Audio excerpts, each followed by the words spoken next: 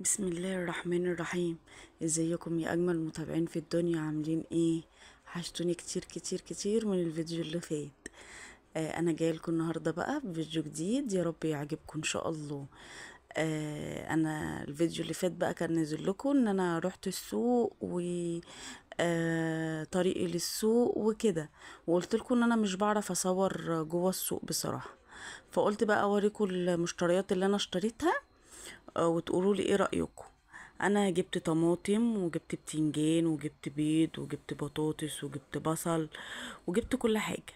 هقول لكم بقى الاسعار، وهقول لكم كل حاجة انا جايباها بكام، وهقول لكم السوق بتاعنا بصراحة تحفة ورخيص واسعاره جميلة، وفي كل حاجة تتخيليها، اللي تتخيليه واللي ما تتخيلهوش موجود في السوق بتاعنا بصراحة.